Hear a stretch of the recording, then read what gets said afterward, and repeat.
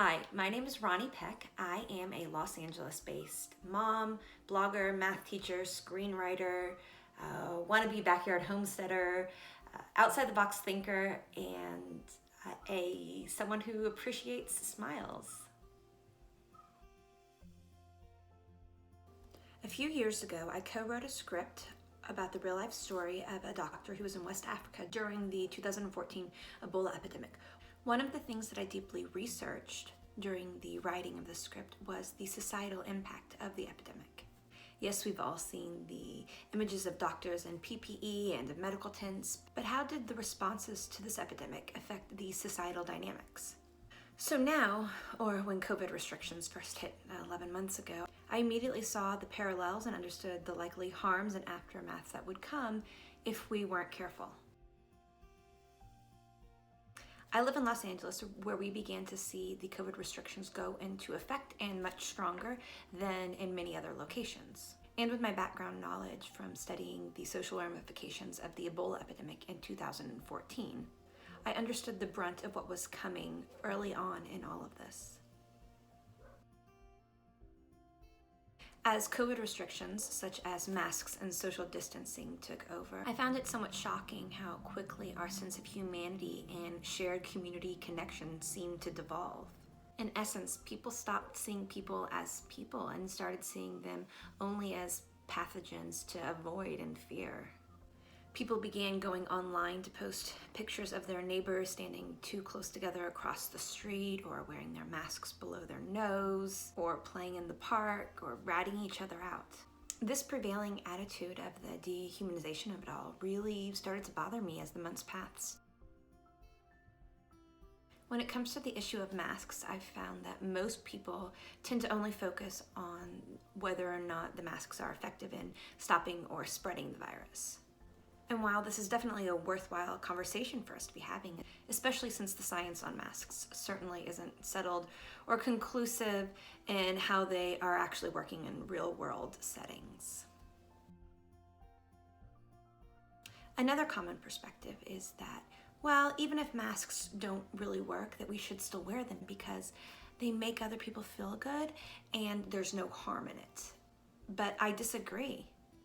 Yes, we can argue the issue of liberty and personal freedom, or whether or not masks actually help to spread germs more. But the issue that I feel is the most important issue about masks that's typically overlooked is this: the psychological harm of what I call facelessness.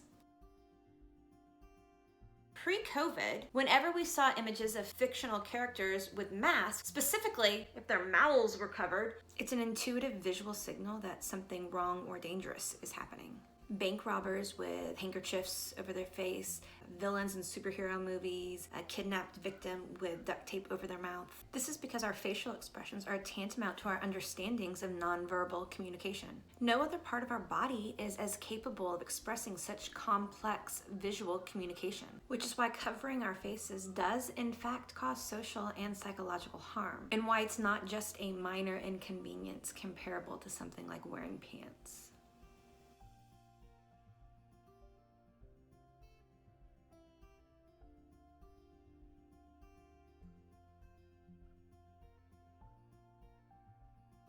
Let's look at social development in children. I'm a mom, I've got 3 kids. One of my sons was diagnosed with a speech delay when he was younger and has been receiving speech therapy for a few years.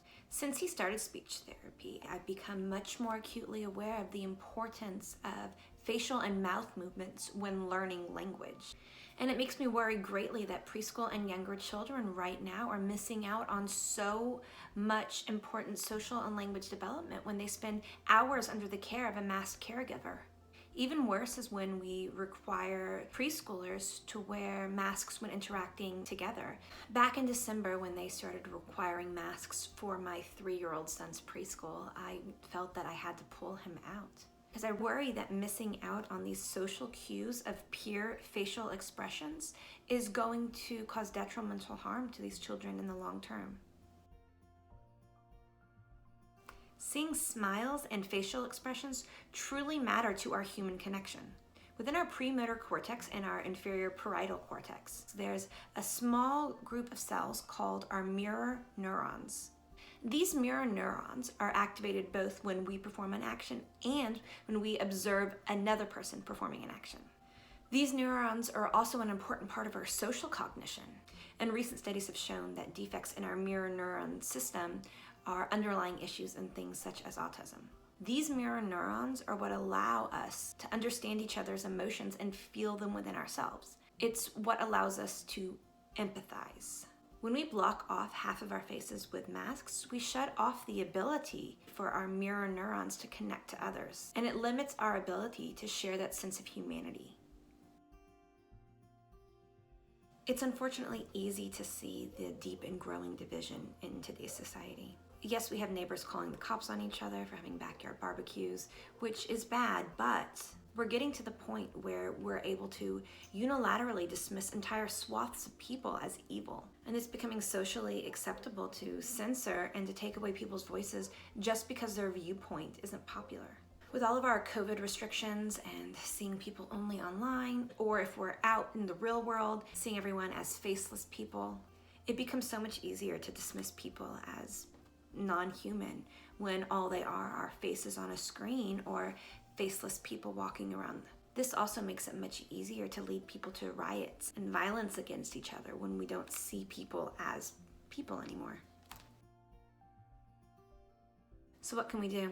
Government mask mandates aren't letting up anytime soon. Do we just concede? Quietly remain another vector of disease amongst a sea of other vectors of disease? Or is there something that we can do, even if it's small? This is where the Smiles Matter movement comes in.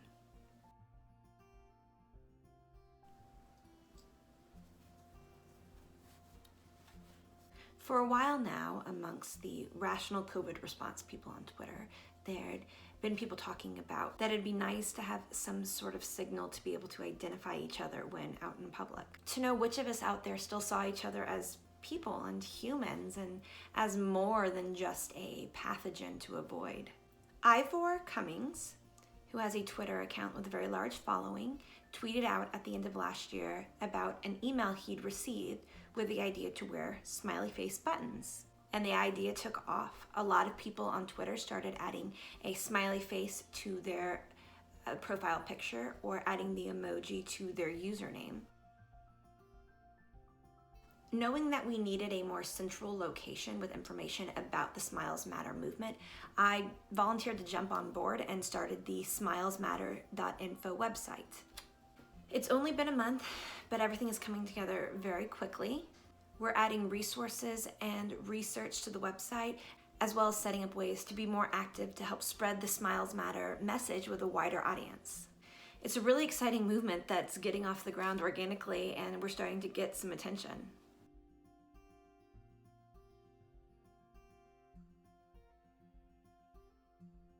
What does it mean if you want to participate in the Smiles Matter movement? Well, first off, because this is a loosely organized grassroots worldwide effort, there aren't any hard, fast rules other than displaying a smiley face publicly, whether that be a smiley face button or a car decal or a window sign or however. Displaying a smiley face shows that you want to rehumanize people and faces and smiles again as something more than just vectors of disease to avoid. Depending on your personal situation or circumstance, you are welcome to wear a smiley face button with a mask or without a mask. You can change your social profile image. You can hand out little cards with information to your like-minded friends and family. Or you can just search around and look for people's smiley faces and smile back. One thing that sets the Smiles Matter movement apart from other groups that are questioning COVID restrictions is that the Smiles Matter movement is focused on rehumanization and positivity. People, not pathogens. Faces, not fear.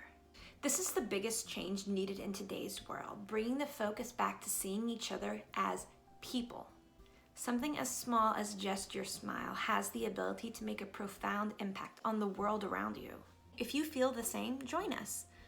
Unmask your smiley face. You can find out more information about the Smiles Matter movement on our website, smilesmatter.info. You can also sign up for the Smiles Matter newsletter, and we're building up our social media across multiple social media platforms. We're trying them all out right now, but all across the board, we are at Smiles Matter 2. Thank you for listening to this talk and wanting to be part of the movement that rehumanizes people and brings smiles back again.